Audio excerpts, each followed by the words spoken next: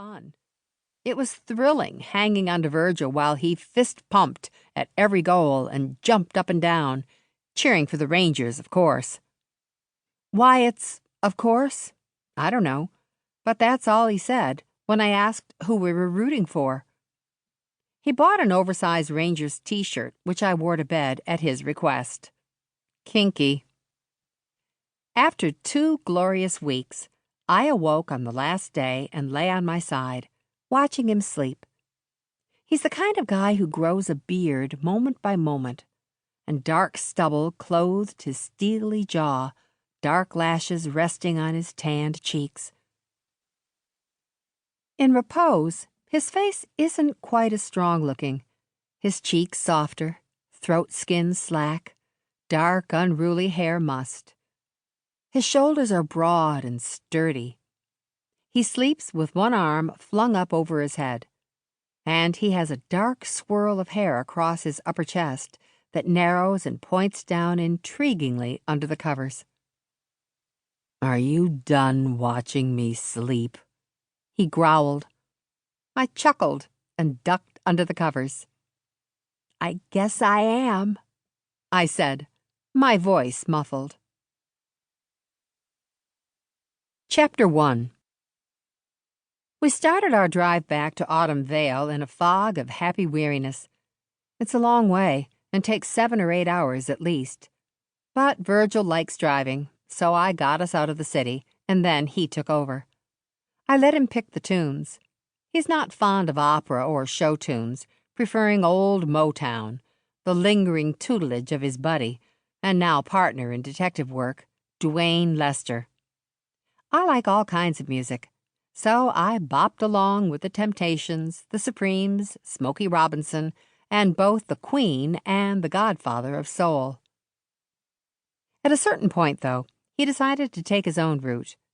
We hit a construction zone that wasn't indicated anywhere, and he got impatient. He's the kind of driver who taps his thumbs on the steering wheel while he gets more and more agitated. We then got backed up in traffic, and in no time we were quarreling, finally lapsing into sullen silence when he refused to go where I wanted. That lasted until we arrived in Geneseo, not far from Autumn Vale. Got out to stretch our legs and started kissing. We quickly discovered a nature preserve and used the gorgeous, quiet, lush grassland for what I assume officials meant by the allowed activities, including low-impact recreation. As chilly as the air was on my skin, Virgil kept me warm. Afterward, we shimmied back into our clothes. Luckily, I was wearing mid-rise boyfriend jeans, a t-shirt, and a cotton cardigan, instead of the leggings I had considered. Picked the dead grass out of our hair, got back on the highway, and were on the best of terms again.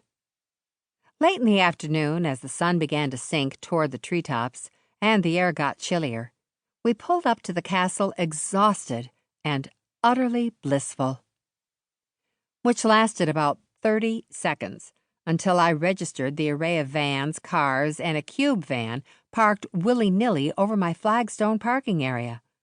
Several guys and a few gals in jeans and golf shirts emblazoned with the letters HHN bustled around carrying orange reels of black wire, lights on tripod stands, black suitcases rimmed in steel suitcases rimmed in steel, tripods with screw mounts, and assorted other kinds of electrical and electronic equipment.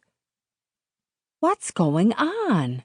I said, slamming Virgil's car door as he circled and popped open the trunk. "You expecting company?" "No. Why do I have a feeling this is Pish's doing?" Pish, my best and one of my oldest friends, had gotten me into numerous scrapes over the last year, from a murder among his aunt's group of friends I had labeled the Legion of Horrible Ladies, to Roma Toscano, a histrionic and hysterical opera diva who was detained by the FBI and almost arrested for murder. I have to admit, though, that he was not responsible for problems previous to those, including the body I found just days after